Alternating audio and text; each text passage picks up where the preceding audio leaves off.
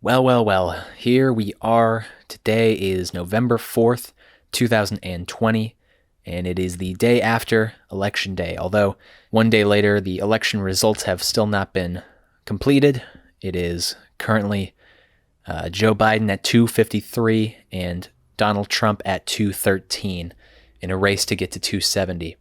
The conversation that you're about to hear is between myself, Jack, and Tyler, and we had that at about 2 o'clock Pacific time. Right now the race is too close to call, but the situation is, as I'm sure you already know if you've been watching the news, if Biden wins Arizona and Nevada, he will become the next president of the United States. Now, our conversation today is not about policy. It is not a substantive look at the politics and policies of the two candidates, Donald Trump and Joseph Biden. Instead, it's more of a feelings dump about the election and about the campaign and just how we were feeling generally. So before we jump into that, I just wanted to mention that. I also just wanted to say that regardless of where you fall on the political spectrum, please be respectful to one another in the comments, although we don't really get that many comments these days. So politically, the three of us are on different ends of, I would say, the left. As Jack alludes to in the podcast, he would describe himself as a bit more moderate, Tyler slightly to his left, and then myself as a progressive. It will surprise no one that three artists from California are not supporters of President Trump, his policies, or his rhetoric. But again, our conversation isn't really about the substantive policies, which are, of course, the most important part of politics. But we just wanted to get our initial feelings out there because one of the great things about our podcast and about having made videos for the last, 4 years. Yeah. Well, one of the great things about that is it's going to be sort of a time capsule for us going forward. And it's going to be nice when we're 80 years old to be able to have these audio recordings and to hear exactly what we were thinking when we were 22 years old during the 2020 election. So again, this is not going to be a holistic, substantive conversation. And again, nobody has been called as president yet. 253 to 213, Joe Biden needs to win Nevada and Arizona, and then the race is all but locked up for him. So hopefully by the time you're hearing this, or by the time you wake up tomorrow morning, we will have a new president. So now, let's go ahead and jump in to our conversation. Let's just jump into our immediate reactions from last night. I'm curious how our nights went, because I was at work for most of the polling time. How about you guys? Let's start with Jack. I was in my home. I was flipping back and forth between CNN and Fox News. I actually thought the Fox News coverage was more interesting than it. It was very unlike Fox News. Mm-hmm. So that was interesting. I was trying my best to stay off Twitter, because I think Twitter during big political events like this is the most emotional place ever. And all of the reactions are so all over the place, and everyone's speculating and jumping to massive conclusions on things. But it was a very interesting night. I came into the night legitimately having no clue what would happen. Back in 2016, I thought Hillary would most likely win, but I did think Trump had like a very solid chance. But this year, I genuinely did not know what would happen. And truly, it ended up being about what I expected, which was very close contests throughout the country, but especially up in those Rust Belt states in the Midwest. Yeah, and we'll definitely jump back into the 2016 election and how that compares to this one. But Tyler, how about you? How was your night last night? Yeah, I wish I could say I was more surprised. Like, I kind of went into it knowing that anything was possible, just like Jack. So to distract myself, I kind of was just editing a script throughout the night. And I would just like kind of be watching every now and then, because I feel like if you just watch it too much, like at the beginning, I was like watching it way too much. And it was like, okay, like trying to figure out how someone's going to get to 270 is like way too stressful right now. So I was just editing something. And then just kind of watching on and off. Kind of funnily enough, in 2016, I predicted like 3 days before that Hillary was going to lose. So like I just bet someone at my theater school, and if Hillary lost, I would have to leave my theater school, and that happened. So this year I wasn't surprised. A couple of my buddies were like, well, the polls are saying like it's a landslide, and I'm like, no, that's not going to be it. And yeah, it was kind of like a cluster, really. Like everything was very 2020, I want to say. It felt like the perfect election for 2020, just because the results might be 270 to 268, which is just insane. But overall, pretty good night. I got a lot of editing done. That's always good. Always love a productive night. Yeah, and occasionally I would like check Twitter or check like a Twitch streamer that I watch. And yeah, PewDiePie? What? PewDiePie? Yeah. He was doing full election coverage.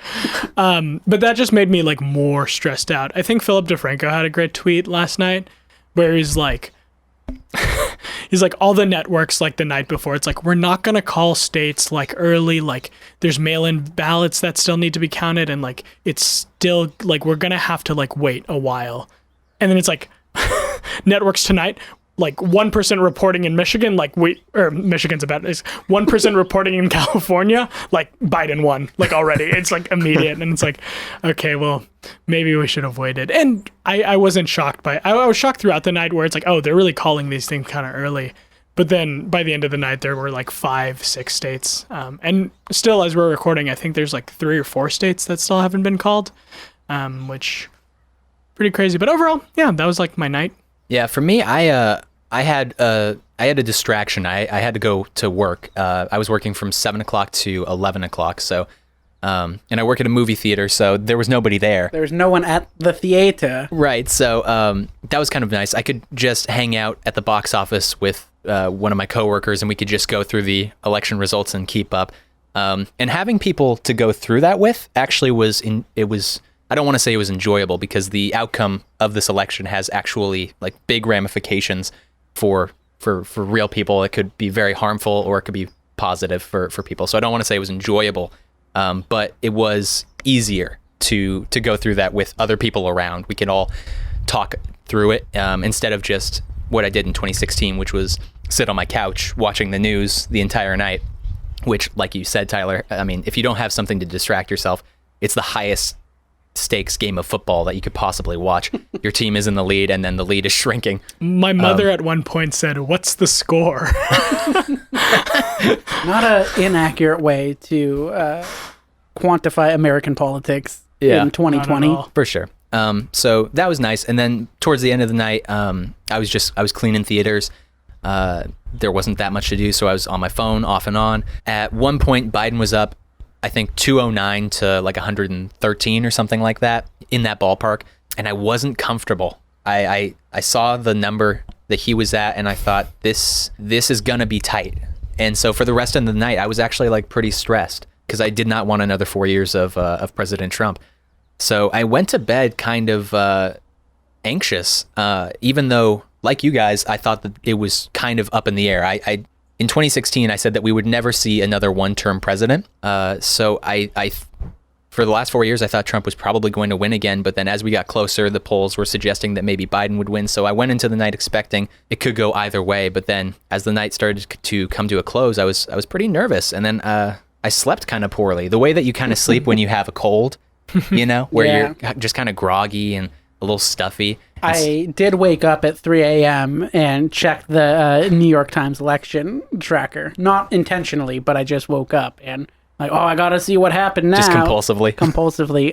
It's an interesting point you bring up about there never being a one-term president again. And I think it's very difficult to unseat an incumbent president unless there's extraordinary circumstances going on. Right. And I, too, was of the perception, and I was openly saying it up until March when the coronavirus pandemic swept the nation, that I thought Trump was going to win again. Yes, as was I. Same here. Against whoever pretty much the Democrats put out there, whether it be Biden or Bernie. That was just my feeling. But then this might be a good time to transition into how COVID impacted the election, because I think it gave Biden the exact type of campaign that he needed to run, where he, to use Trump's words, hid in his basement the whole time.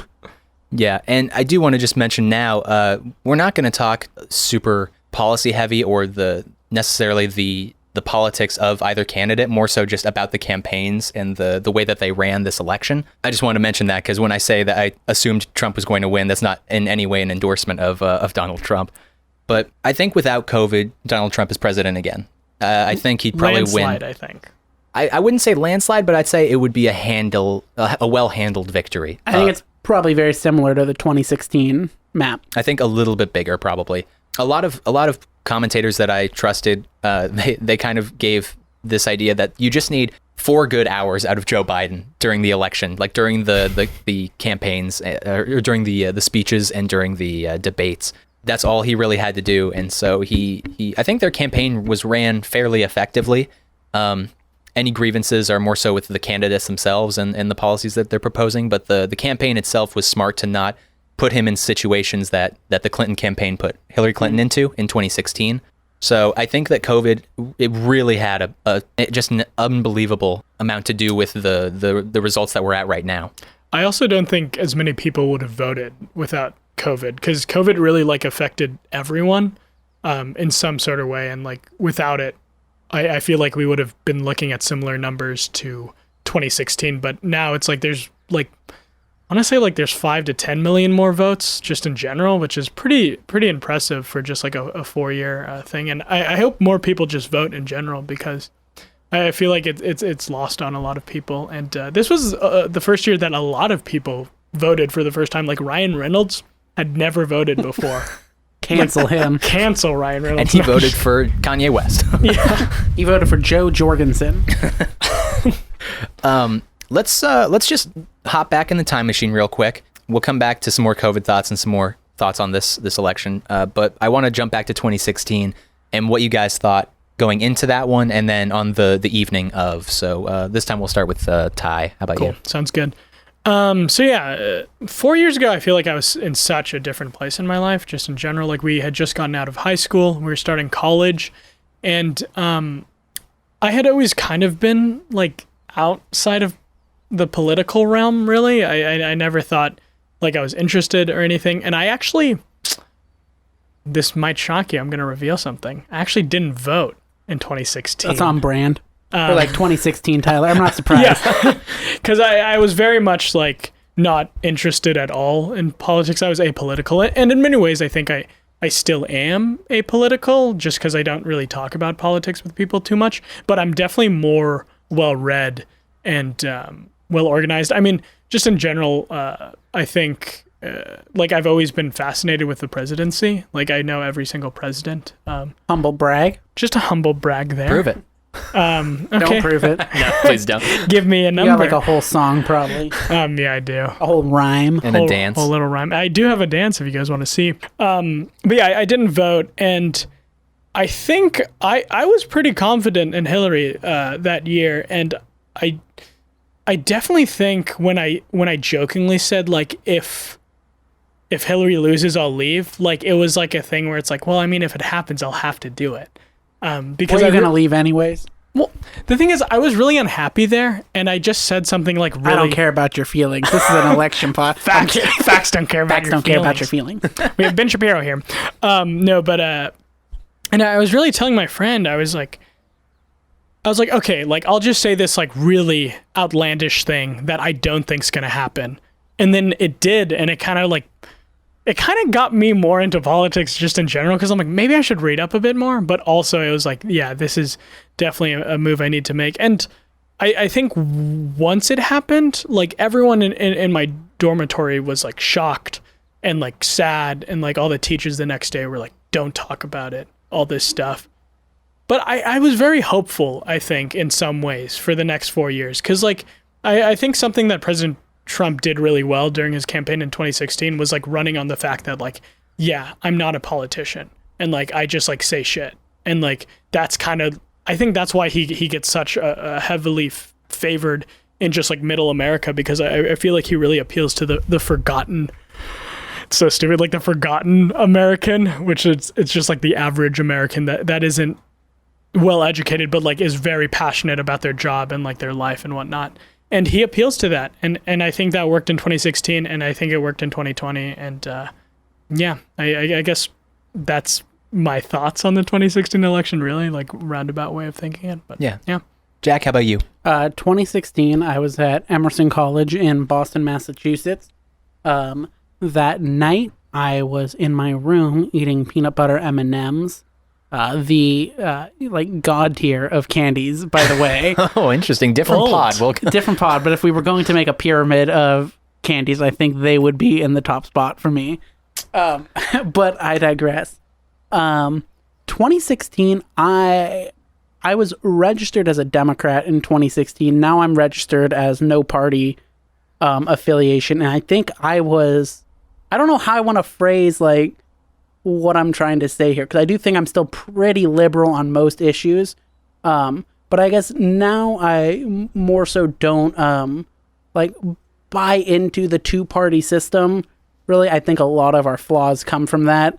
And I would like to think that I myself am very open-minded to other people's opinions on both sides of the aisle. Like, I'm willing to listen to most things, except if you're like, I hate black people. Then we're not going to have, not going to justify your feelings on that. hating black people it's a bad take. I would say it's one of the more indefensible takes. It is weird that like that is like a political like statement though, in a weird way. Like we should all just be like, no, that's bad. That's bad. But there are some people out there, I guess. But yeah, and to make a long story short, so this year I did not vote for either Joe Biden or Donald Trump. 2016 I voted for Hillary, kind of like not begrudgingly, but not like enthusiastically. I think 2016 was the start of my descent towards the middle of the political spectrum. And I was like, I'm going to go for Hillary. I don't like her though, or I don't think she's a good candidate.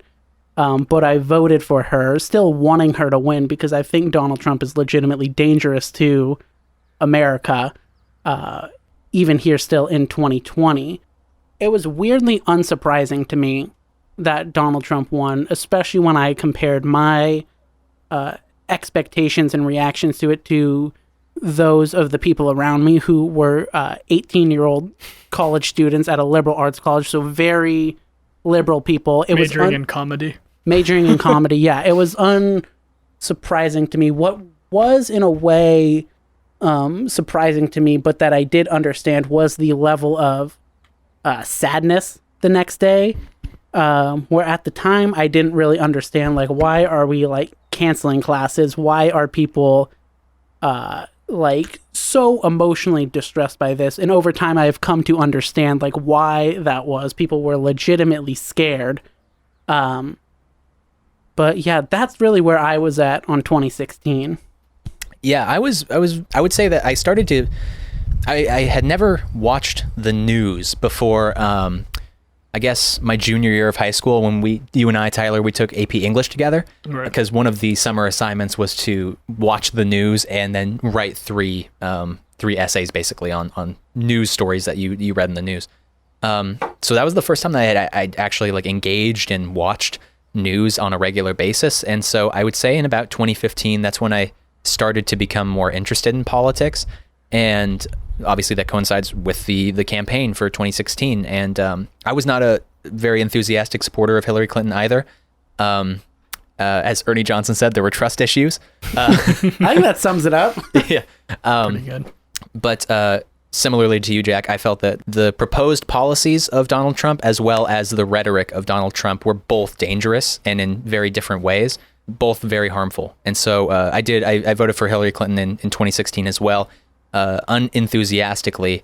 Then leading up to the election, I mean, it was just a given. We all just knew, in air quotes, we knew that Hillary Clinton was going to win because, first of all, she was supposed to have won in 2008 because Obama was not supposed to. It wasn't his time, again, in air quotes, as in terms of like how politics works. She was actually one of the favorites to become the Democratic candidate in 2008. And then Obama comes along and he takes the shine. And then once Obama's out in 2016, it was again expected, okay, now it's Hillary Clinton's time.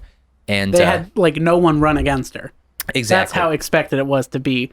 It was Bernie Sanders and Martin O'Malley.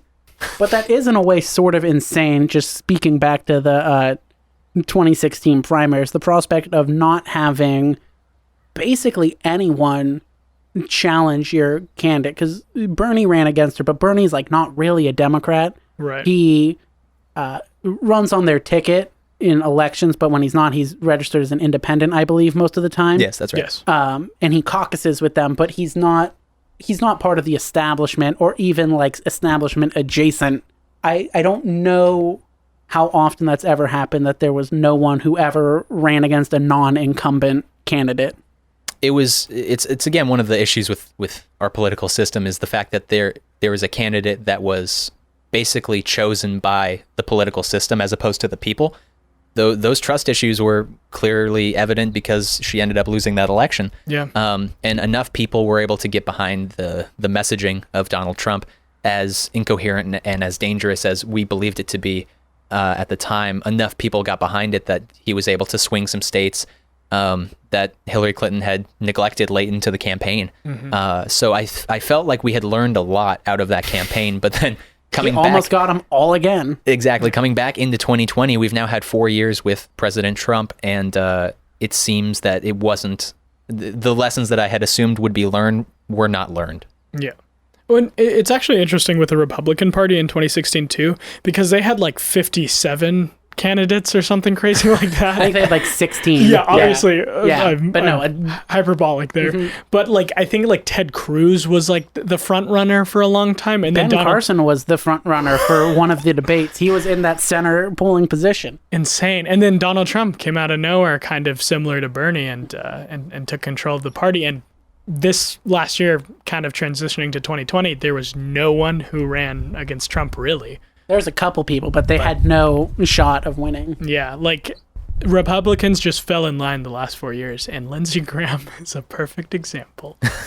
We're going to do a full Lindsey Graham pod. Look, speaking of Lindsey Graham, though, it very clearly worked for him, which made it evident why he fell in line of course, to his party. He cruised to victory in his Senate race, it was kind of expected he would win, I thought, but it was expected to be a lot closer than what it ended up being. Right, and I think the term "fell in line" is very true of the establishment Republicans, because they were very anti-Trump for most of the campaign until he started to pull away, and then immediately everyone that was on that debate stage with him fell literally into his pocket. Chris Christie comes to mind. Ben Carson is now working in the Trump administration. Is this just something that naturally happens in politics, though? Because, for example, Kamala Harris implied that Joe Biden was a racist during the campaign, much like many Republicans did to Trump, although I think one of them actually is a racist, and Joe Biden is just, I guess maybe the term racially insensitive, unintentionally. To your point, Jack, that's absolutely just what happens. You bring up a great point with Kamala saying that Joe Biden was, busting her. She said, "I'm not saying you're racist, but also you're racist on the debate stage. But also you tried to keep me out of school." Yeah, so that was and it seems like everyone forgot about that because now she's the VP candidate, and as we record this again, should be noted, as I hopefully did in the intro to this. I hope you did in the intro as well. At this point, Joe Biden needs Nevada, where he's leading by a little bit. And if he wins Nevada, then he'll get to 270, and he'll be the next president of the United States. And assuming he holds on in Arizona, which has not been, I think, called by anyone but the Fox News desk. But it's something we're all kind of assuming, barring a statistical anomaly. So let's just talk about the polls a little bit, because the polls had Biden winning fairly large. Handily. Yeah, I mean, electorally and by popular vote. In a lot of the states that he was projected to win big, he won by a little. But what are your overall impressions of the polls and how accurate or inaccurate they were? The pollsters really need to look themselves in the mirror and figure out what they're doing so wrong that doesn't work in the modern political climate, because they were not just like within the margin of error off in a lot of these states. Ohio, Trump was projected to win by 0.8 points. He ended up winning it by like 8.5 points. Florida, Biden was projected to win, I think, by 2 points or so in a lot of the polls. Trump ended up winning by like a little over 3 points, I think. Same thing in Minnesota and Wisconsin, where Biden was projected to win by 8 and 9 points, and he ended up winning by, in Wisconsin, like 20,000 votes. In Michigan, I don't know what the vote total is right now, but we know it's razor thin. And this applies also to many of the Senate races as well. So a lot of the discussion I've seen about it has been this notion of the shy Trump voter, of that there's people who don't want to admit that they've voted for Trump. In large part, I would think that's due to the media stating for the last 4 years that like anyone who votes for Trump is a racist, full stop. How would that shape, if we could account for those Trump voters, how would that shape the race itself? I don't know. I don't know how much the polls play into like what these candidates are doing. I don't know what type of polls they have internally too. That might be different. But yeah, the pollsters gotta either abolish themselves or change some things. Yeah, I think, not to put Nate Silver on blast, but Nate Silver had a pretty sizable electoral victory for Biden, and he also had a pretty sizable electoral victory for Hillary Clinton, I believe in 2016. And he would go on to cover his ass by saying, look, I'm not saying it's impossible that Trump wins. It is possible. Right. And because ultimately, I mean, the popular vote right now, Biden is up, last time I checked, by like around 3 to 4 million or so. Yeah. I think last time I saw he was up by about 2%. But that was this morning, so I assume it's closer to like 2.5% or 3% now. Yeah. We expected Biden to win the popular vote. At least I did. I don't know about you guys. I would have been shocked if he didn't. Yeah. Same here. And so... But then still, when you look at those numbers, it's like give or take. I mean, Hillary won by about in between 2 and 3 million in the popular vote in 2016, and Biden will probably win by a bit more than that, maybe 3 to 4 million. That's not that many people. No, and he was projected to win nationally in a lot of the polls by like 9%, and it's not going to be 9%. Right. And so in a lot of these states where these pollsters are making projections, they, at least speaking electorally, they're saying, okay, this is a Biden state, this is a Trump state, but they're not taking into account that the difference is like 20,000, 30,000, 100,000 in some states. And that, like you said, the shy Trump voter, there's actually enough of those that could show up on election day that could just very narrowly swing that in the 50,000 person range. Is there a lot of this that comes down to the fact that, like, I've taken statistics, so I understand. I mean, I kind of remember and kind of understand how it works when you're applying smaller sample size to large people. But a lot of these polls are like, they're polling 600 people and then applying that to a state of like 6 million voters. Right. It seems like that's such an extreme jump that maybe there's some things going off when you do it that far. Especially with, I don't know, like, it depends on what part of the state you're pulling them from. In like Florida, for example, if you're pulling from the Panhandle, you're going to get more Trump voters. If you're polling from down south, you're going to get more Democrat voters. Absolutely. Yeah. And if you watched CNN or Fox News at all last night, you'll know that is half of the presentation is just going through county by county and seeing which ones are blue and which ones are red and how much you can run up a 70 to 30 split in one of those. I did that myself on the New York Times election. It was very fun to go through that and just look at places. Yeah. It was a good time. As Madden players, we love like puzzles. Exactly. Yeah. As expert Madden players. Thank you. Yes.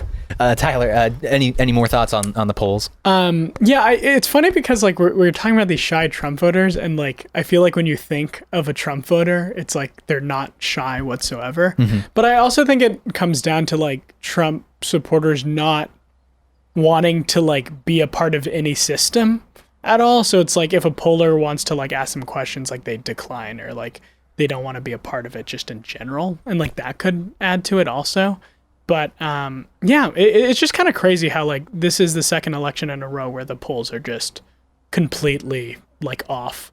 And I don't know, like maybe they have to change something up, but also like maybe right now just how like insane our country is, like there might not be a way to predict it is my understanding of it. And that's the question I have going forward with it, is how much of these polling errors we're seeing are due to Trump and who he is as a politician and a figure, and what type of effect he has on the electorate, and what those margins will be when a non-Trump Republican hopefully runs in 2024. Certainly. I'll if Trump does lose this election and Biden comes out, I guarantee my prediction would be Trump runs again in 2024. I think we will get to 2024 later on. Yeah, we will get there. We'll get there. Yeah, he's gonna Grover Cleveland this bitch. He's gonna be on the Supreme Court. He's gonna William Howard Taft it. So jumping from the polls, I do want to just briefly talk about last night and earlier this morning, the two speeches that President Trump gave, and then the speech earlier today. Jack, you were at work today, so I don't think you had a chance to see. I didn't see the one from Biden. today. But yeah, last night President Trump came out and declared fraud on most of these mail-in ballots. And I mean, you're not going to hear it here first for the very first time, but it was remarkably irresponsible. Is the kindest way to say it. It was, as many others have said, undemocratic. Yeah, definitely. What I enjoyed seeing after that, though, was I saw many conservatives, too, almost universally condemn those comments as well. Even Ben Shapiro condemned those comments. Even Ben Shapiro condemned those comments. But you saw both political pundits, conservative political pundits and conservative lawmakers saying, no, let's let all the votes be counted. These are legitimate votes. Yeah, it was a really weird speech also. I think we also have to put into consideration he was on the East Coast, so like it was like 1 or 2 in the morning then. And he was high. Yeah, he definitely was on something because he started out with a joke. He was like, I guess this is like the earliest press conference I've ever done.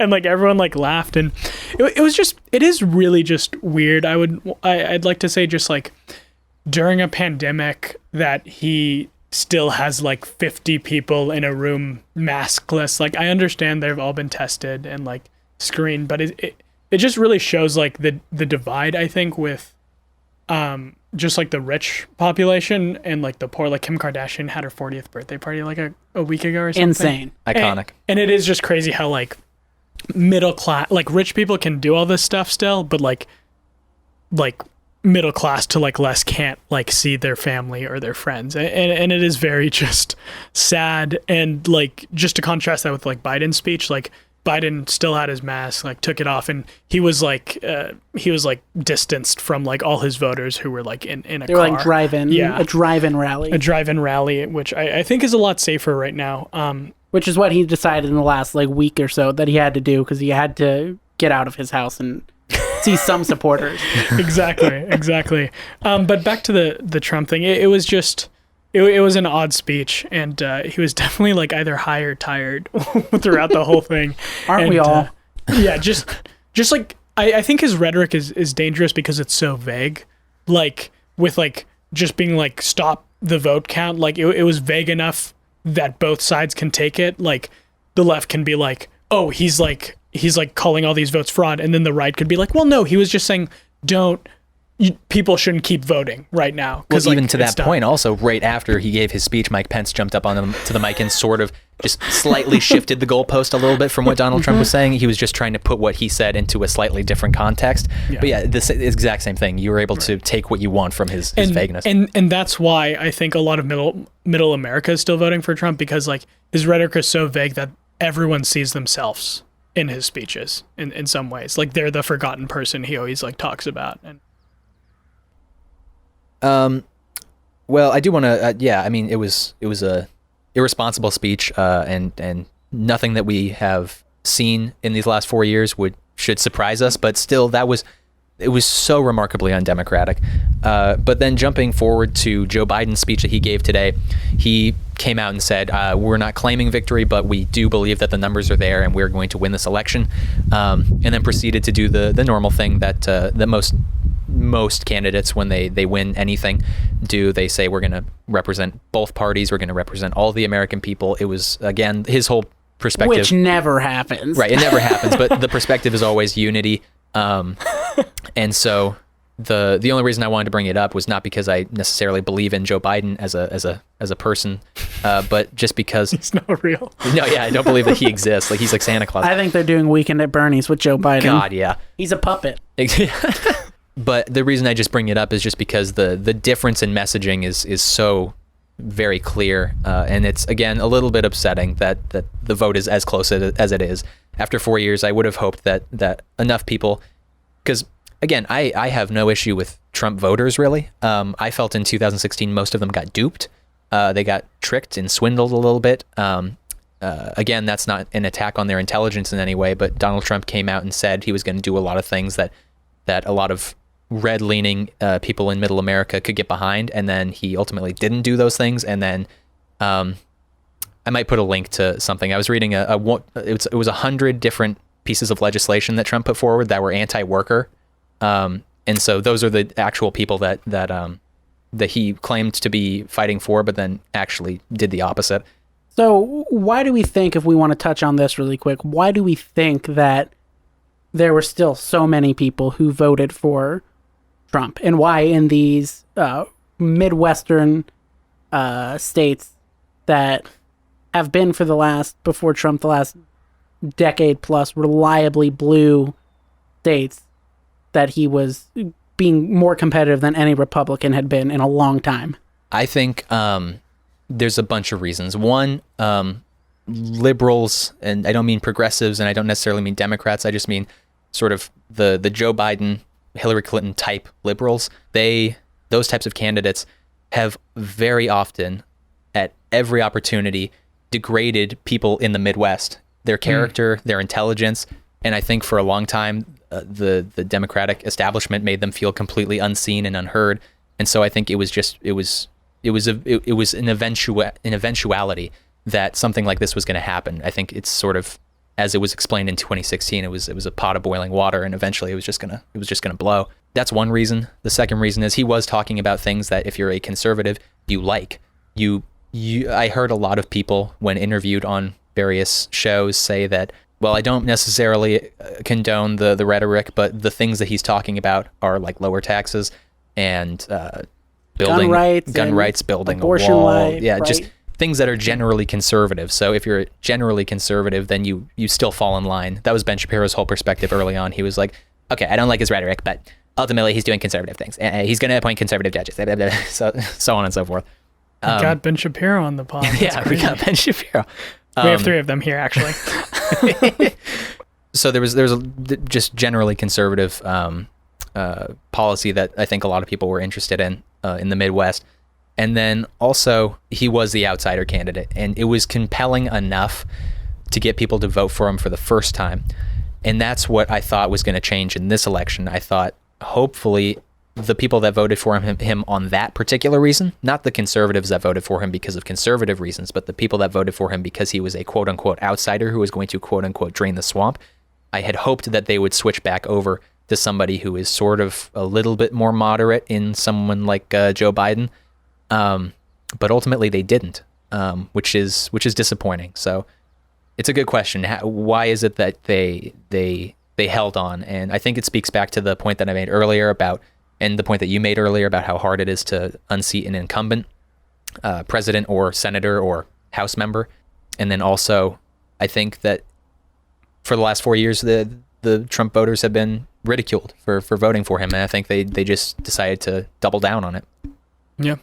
That's what I was going to touch on, I think, is that I think a lot of Trump voters, they, like you said, have been shamed basically for the last 4 years by the media and by the establishment, the Democrats, et cetera, that they're thinking, so what, basically. They don't really care anymore if you're going to call them racist or bigots or whatever. I think there's also the shutdowns in a lot of ways has pushed a lot of people to vote for Trump. I'm sure coronavirus also pushed people to vote for Biden, but I think shutting down cities and states and not allowing people to work and lose money was not a popular message. Certainly not in those Midwestern areas. Yeah.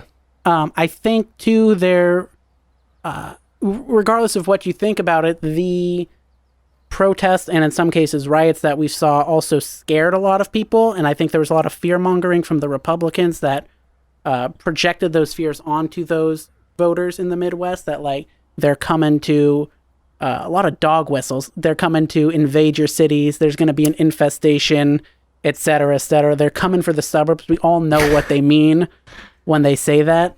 And then I think in a weird way, you have to look at people like me, right? Like if the Democratic Party has lost me, a 20-something, mostly liberal person from California. You got to think there's more people like that out in Wisconsin, in Michigan, in Ohio. Ohio is way more conservative, apparently, than we thought it was. In Florida, that they're just missing. Tyler? And overall, I just think there's just like a genuine, it's so weird to say this, but there's a genuine loyalty to like Donald Trump for these supporters. Like, I mean, it's that famous quote he said like 4 or 5 months ago or whatever. It's like he could shoot someone and like he wouldn't lose a single vote. And it's because it's literally because he says stuff like that. And like I think people will always support someone who's unabashedly himself in a weird way. Like I don't support Donald Trump or anything or agree with most, if not any of his policies, but there is like a weird genuine connection that a lot of these voters feel. Like I've been watching a lot of like just conservative stuff this year just to see the other side, and because I guess I didn't explain this, but like I lean more left, but like I don't really know what to call myself. I'm kind of agnostic towards politics and God. Thank God. And we'll do a whole God podcast, even more controversial than this one. Is there a God? But long story short, I was watching some conservative stuff, and like some people will like cry for this guy and like die and like for this person, and it's just like he is more of a symbol for many people than anything else. I watched like what's like the 90 Day Fiance. That show's wonderful, by the way. Yeah. Whole different podcast again, but I love that show. I was watching it during quarantine for the first time ever, and there was like this guy from like Indonesia, I want to say, and he just loved Donald Trump. And he like was he wasn't from Indonesia. He was from Africa. And he like came to the US and he was all decked out in Trump gear. You're talking about Michael? I think Michael, yeah. Angela and Michael, yeah. And he absolutely hate this. loved Donald Trump, and Angela got him all of this Trump gear, and he was like, he like loved it, and like he was like, oh yes, like, and he is very symbolic, if not like, if this isn't true of him that he like fulfilled the American dream, but that's what like all his voters think, you know? I think there's in a weird way, might sound completely off, but there's a lot of similarities between him and Obama, where they make people feel seen, and they're very charismatic individuals. Yeah. One last thing I want to kind of say on this point is that, in many ways, I think this election here, even though it's a victory for the Democrats, I think they need to take a look at the kind of warning signs that are around here. Van Jones on CNN, who I really enjoy, he said something yesterday that was like, this might be a political victory, but it's not a moral victory. If you look at like some of the underlying statistics of it, Trump is doing much better than Latinos than previous Republican candidates have. He's doing better with the black vote as well. I think he ended up getting like 12% of the black vote overall, which when you compare that to what Mitt Romney got in 2012, I think Mitt Romney got a little over 1%. That tracks. Yeah. So there's Mitt might be the whitest person. Quick digression. I think Mitt Romney and John McCain are both very respectable people as opposed to Donald Trump.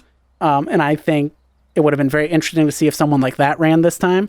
But Trump, he got 20%, I believe, of the African-American male vote and 8% of the African-American woman vote, but that's double what he had last time. So there's been this notion that the demographic battle in the country is shifting towards the Democrats, just because the country is becoming more diverse than it has in the past. And that is true that we're becoming more diverse, but maybe we're becoming more diverse in our thought as well, and that we need to stop viewing these different demographics as monoliths, because there's all sorts of different thinking black people and Hispanics out there. Unlike, kind of similar, but also unlike what Joe Biden said, where he's like, the Latino community, unlike the African American community, is very diverse in their thoughts. And also, if you ain't black, then Yeah. I mean, But like that's like and also black kids are just as smart. Or what was Oh, it? yeah, it yeah, was yeah. that poor kids are just as smart as white kids. Yeah, exactly. But I think it'll be very interesting to see how that shift plays out over the next 20 years or so in more of the long-term picture, because I don't know if the map is going to be as secure as a lot of the Democrats thought it would be going forward. Now, just a couple, just coming towards the end here, there's just a few things that I want to go over. First, I just wanted a quick shout out. I watched mostly the CNN coverage, and I do just want to give a shout out to John King and Wolf Blitzer as performers. Regardless of how you feel about the two networks or any other networks and their political leanings, election coverage is largely unbiased because it's pretty much just analyzing the numbers. Usually things don't get called in a biased way on election night, as far as I can tell. And there's not enough time, because it's so rapid fire, to go into a pundit talking point for the left or the right. So regardless of that, though, I just want to give a shout out to them, because if you have never performed live, as all three of us have, that's a high wire act, what they're doing, because it's Wolf Blitzer and John King on camera for like 4 hours, just going breaking news, and That's same why with I kind the of Fox had News to coverage. switch back and forth, because if you watch one person for 4 hours, it gets a little stale. Sure. But yeah, that's all I got to say about that. Yeah, I didn't intend this one to be a long conversation. If you have any thoughts on it. Yeah. No, it was just funny. I was watching our local stations, just coverage. And Was Dave Clark on there? I don't know. I was editing. Dave Clark. Perhaps. Frank Somerville? We're going to go to Garcia. But anyways, it was pretty good, huh? That's really good. Dan's really good at impressions, I just want to say. I think, okay, we found your new career path. I know you don't like to be in front of the camera, so we'll have you be a voice actor. Exactly.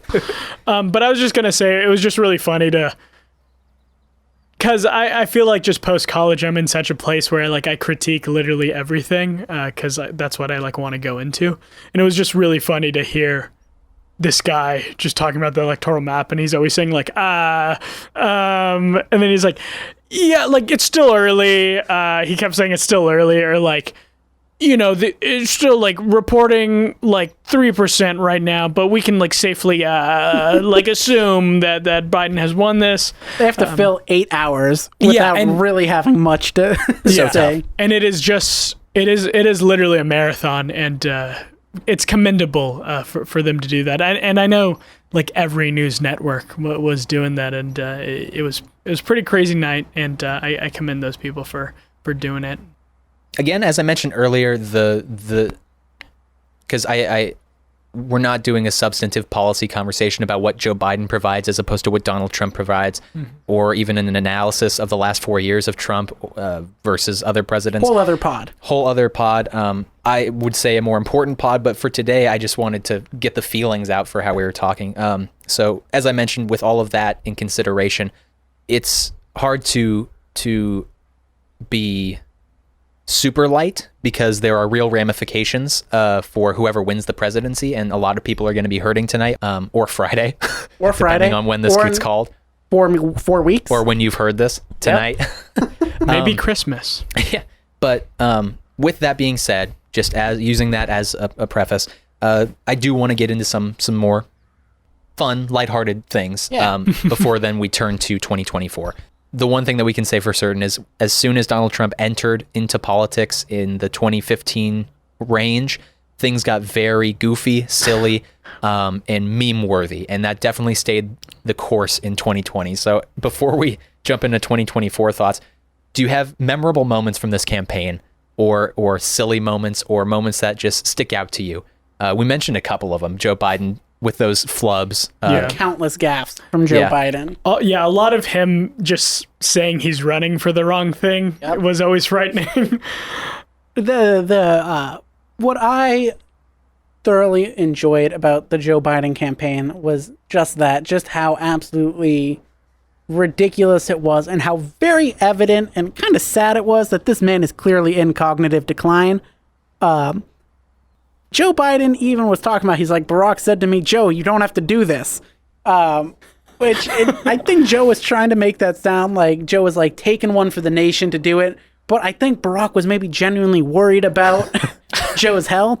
And Barack, there was I forget where this was, what like press release interview or whatever there was, like not secret meeting that was going on, but like off the record thing that apparently Barack said to someone, don't underestimate Joe's ability to fuck it up. I heard, off the record. Yeah, but just like, oh man. So one of my favorite Joe Biden moments that he had, though, is when he was at one of his rallies, and he was like, he's like, it's like the Constitution says, we hold these truths to be self-evident, that all the women meant, you know the thing. All his things were really funny. Like, great stuff. Which is honestly, like, I was looking into some local politicians, like, all of them were like, we're gonna change things. Like, it's just a very broad statement of things that need to be changed. Jumping over to the other side, Donald Trump classically is a schoolyard bully in a lot of ways. Donald Trump is the greatest comedian to ever live. And I if this is his last campaign, it will, I don't want to say sad, but it will be weird not having schoolyard bully names for each candidate, like Sleepy Joe and Great point. Pocahontas. Pocahontas, Crooked Hillary, Crazy Bernie. Crazy Bernie, Shifty Shift, Skinny Neck Shift. Yeah, just all these names that Donald Trump comes up with, like the day of. Dementia Joe is also another one.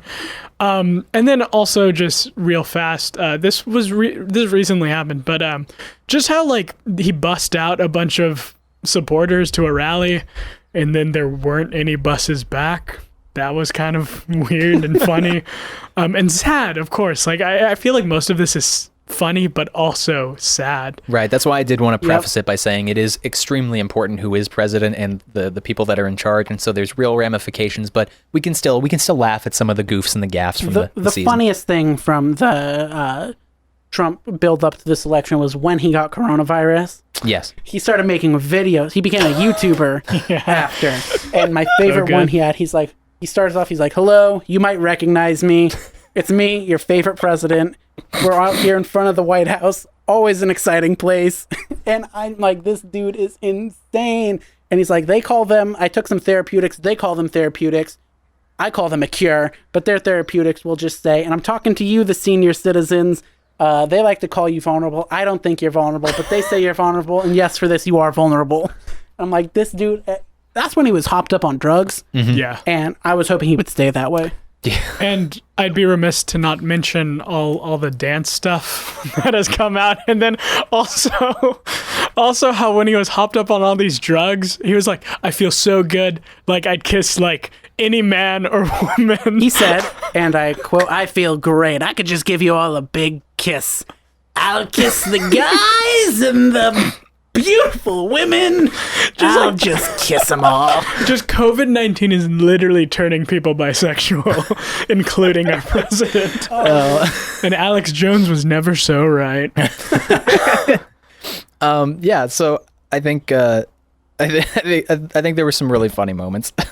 Let's go ahead and wrap this out by talking about going forward, 2024. Jack, you alluded earlier to the fact that the Democrats have a lot of work to do to figure out how to solidify their base and move forward in a positive way. And then on the Republican side, if Donald Trump is not elected for these next 4 years, then they're going to have to find a new candidate, a new person to rally behind. And I know there are a number of individuals that are going to start cropping up in these next couple of years as potential suitors. But what do you guys think of the 2024 situation? I think the most interesting thing about 2024 is to see how, assuming Trump loses and he doesn't run, but I think if he loses, he will. I don't know if he wants to run again. He'll be really old by then. Yes. Definitely. But I also think if he tried to run, maybe at this point they would try their best to keep him out. But I think it'll be really interesting to see what politics is like electorally in a post-Trump world and see how the campaign plays out for the Republicans specifically, because I think we kind of have a sense of where the Democrats are going. They're getting younger and more diverse. It's fine to say that when they elected the oldest white man ever. He could have been president any time before 44, you know? And he ran a like good everyone. 40 years ago for president. But it'll be I think like you said, there's a number of candidates. I think someone like Tim Scott would be very interesting for the Republicans.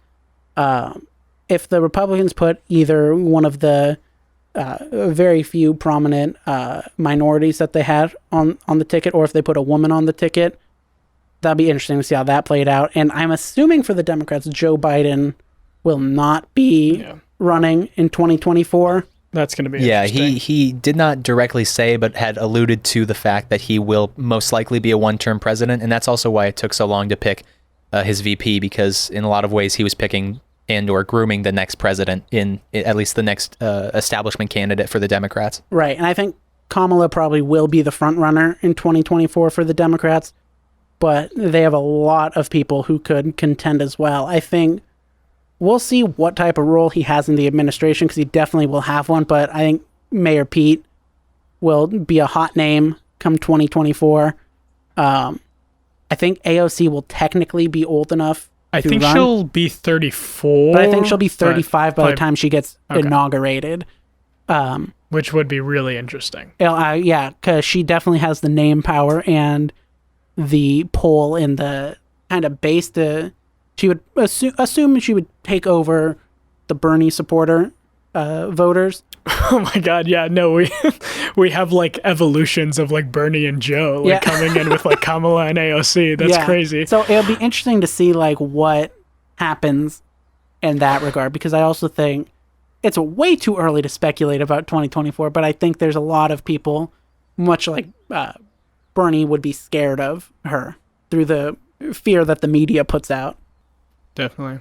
Yeah, I mean, I genuinely think that Republicans like post like Bush haven't really been solid like with a candidate. I don't think they found that guy. Until like I would argue like Donald Trump, like everyone kind of just fell in line. So I wouldn't, if Trump does lose this election and like Biden wins, like I wouldn't be shocked if Donald Trump runs for another term. And like I feel like he would just keep his base hyped the next 4 years, especially with all the fraud claims, you know? Don Jr. could jump in there too to try to fill that Trump role. I think Don Jr. is likely to run for a position as like a mayor or a governor or a senator first, and then he would probably then take his shot. But he's certainly in the running. Which would also sway, I think, more moderate-leaning conservatives, because they're like, oh, well, he was governor of here, or like he was mayor here, like he could be a good president just because he has like the resume now, which Donald Trump didn't have at all. But it would certainly be interesting. But yeah, that's what I'm kind of feeling with the Republican Party, because like even in 2016, like we alluded to earlier, like Ted Cruz was like the hot name. I think Jeb Bush was at first, and then it was the Bush-Clinton dynasty issue. Yes. Yeah, and then it very quick, Donald Trump just destroyed Jeb Bush's career. Yeah, he quite literally ended that whole man's career. Yeah, it was actually insane. I did forget about Jeb Bush. But yeah, so it will be interesting to see if there is a John McCain, Mitt Romney type that comes up. But I think they're going to keep going with Donald Trump. But we'll see. I mean, like, also, yeah, I don't know, like, also, with the Democratic Party, I think it's kind of like, we're just going to see more, like, of a divide between the progressive side and the more, like, liberal moderate side of the Democratic Party. And, like you were saying, I agree with everything. Closing out, to your point, Tyler, about how the Republicans maybe haven't had a candidate in a while, I think the last real jazzy candidate that they had was Reagan, and that was in 80 and 84. Bush obviously was a two-term president, but he almost lost both of those elections, electorally and by popular vote. So I do actually just want to go through that, because I'm not a huge stan for the Electoral College. I just want to go through the popular vote winner from the last, I guess, 20 years or whatever. In 2016, Clinton was the popular vote winner. In 2012 and in 2008, Obama was the popular vote getter. In 2004, Bush got the popular vote. In 2000, Al Gore got the popular vote. In 96 and 92, Clinton got the popular vote. And then in 88, 84, and 80, it was the Republicans with Bush and then Reagan twice. So outside of 2004, the Democrats have had the popular vote since 1992, the 1992 election, which is pretty wild. I think we did good on this pod. I think so. I don't think we inflamed any listeners, any of the 7. So do you just have any final thoughts before we go? Anything that you want to say to the people? We need to try to come together. I know that's something that gets said after every single election, literally after every single one. But I feel like we are so divided right now, and there's gonna be a point where we have to kind of de-escalate this political civil war that we have going on, and that comes from people on both sides. So be kind to each other, spread love, and like Martin Luther King Jr. said, even if I thought the world was ending tomorrow, I would still plant my apple tree. Tyler? I'm just going to go a little funny with this one. I was looking at electoral maps for a while, like last night before I went to bed, and it is crazy to look at the 80s electoral maps because everything is red and everyone voted for Ronald Reagan. As a matter of fact, in 1984, Ronald Reagan won the Electoral College 525-13. Yeah. California was red for a very long time, which is a part of shifting demographics. But somewhat on Jack's note, it is super interesting to see how a Reagan-era conservative is now a moderate, and how, just in general, like I feel like our country has become so divided, and it is really difficult just to like talk about politics in general. So I hope for the listeners out there, the 7 all 7 of you, that like no matter what, like no matter where you fall on the political spectrum, like at least have a discussion and like figure out, obviously, like as long as you like respect each other and don't like, but not with Nazis. Yeah, like I will say that was my thing. Like as long as like you respect like humans in this world and like you don't want to take anyone's rights away, you know, like I can have like a healthy discussion with you. But I hope to have it in the comments, you know, like I know our Fargo videos have a lot of comments, but let's get comment section. Yeah, going. but people listen to those. But yeah, that's all I gotta say. As a person who is on and off agnostic for politics. As a person with a mustache. And a person with a mustache right now. What does that say about me just in general? Means you're a 1980s Reagan conservative. I think both my parents were. Tough. Last thing I want to say is, depending on whoever wins this election, whoever wins any election, don't get bogged down in the rhetoric too much. As I mentioned, rhetoric is important because when people like Donald Trump say terrible things consistently, it does have meaningful impacts on people. But the foremost important thing in politics is policy. It's the thing that they are actually elected to do. They're policy makers. So try your best to keep up with the policies of whoever is in charge and read up on them and see how they're affecting you so that you'll have a better, more educated understanding going into the next election for whoever you're actually believe in. Yeah. And also just so we all know, like no matter who like comes out, like the work is never done. You know, it's not like perfect right now. Like we want to like strive for change, like no matter what. And you're wrong. The world. Oh, everything's all rainbows and sunshine if Joe Biden wins. America's going to lose racism and we're going to be the perfect utopia we've always dreamed of. We're back to a Obama era post-racism time. Let's go. We elected an old white man. Now racism's over. All right. Thank you guys for having this conversation. Of course, anytime.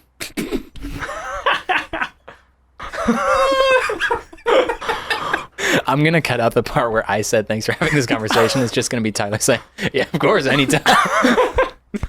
And scene. Scene.